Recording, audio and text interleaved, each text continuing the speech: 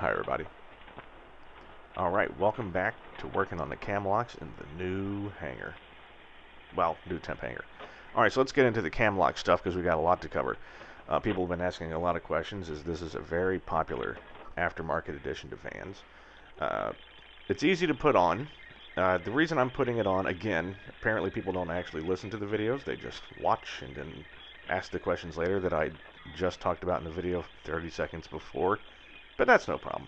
Why am I using Camlocks?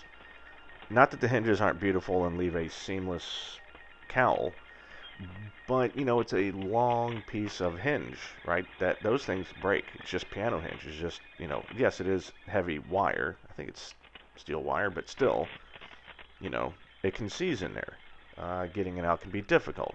Like I said, it could break. Just all of that combined. Look, I've been working with Camlocks for years.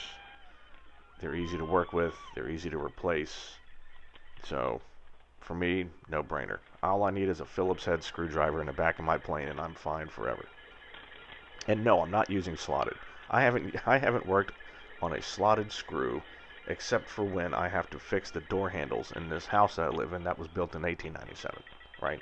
It's got all those beautiful, like, giant crystal-looking door handles. I'm staring at one now, right? And it's got the old hardware with slotted screws. That's it.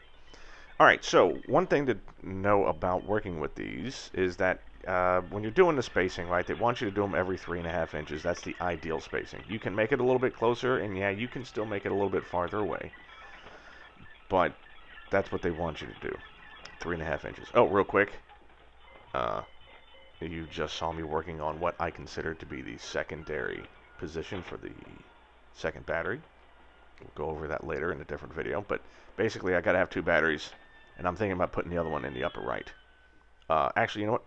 Picture that here. That's a nice position. Okay, so getting back into the Camlocks. So one of the things that you'll try to do, and you'll see me working on this here in just a second, is you have to find what is called the rear split line. Right? Which all that designates is where the upper cowling and the lower cowling match up right at the firewall. Because you want to place one of those Camlocks in the exact spot so that it looks like it continues the line of Camlocks that you'll have between the cowling pieces, right? So I will have these on, you know, holding the upper and the lower canopy together, cowling, sorry. And as it goes down towards the firewall, there's going to be one Camlock right on the firewall. Well, it would really be nice if those were sort of matched up.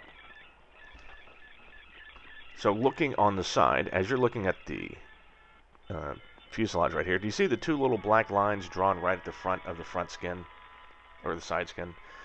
So the lower line is right now is the lower level of where the cowling actually is. That upper line is the scribe line where I will wind up cutting the upper cowling so that it will fit to the lower one.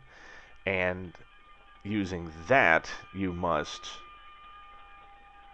then space one of the Camlocks there so that it matches the line that goes down the two, right? That's the hardest part. Literally, that's the only hard... Well, that's not true. That's not the only hard part. Bending them around the bottom and the top corners, or getting them around those engine mounts, because you can see where the engine mounts are, which is why I actually have the mount on right now, so that as you're spacing them, you can see, like, okay, this Camlock is on. Not only that, I actually have enough room to, you know, put the mechanism on, and I can actually work with it and the engine mount. So yeah, getting the rear split line and working around the engine mounts, that's the whole challenge of this whole thing. That's it. After that, it's pretty easy. You might be looking and saying, hey, those things, it looks like the flange is kind of sticking out forward of the top of the skins. Alright, that's part of the design. They want you to leave them out roughly 1/4 of an inch.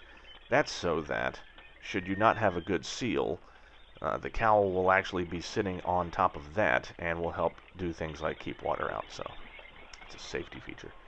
Alright, now, I missed my rant. Basically, it was dealing with the idiots that peel out their cars at 7 in the morning, which just happened before I started doing this video. They can f*** off, and their tiny penises.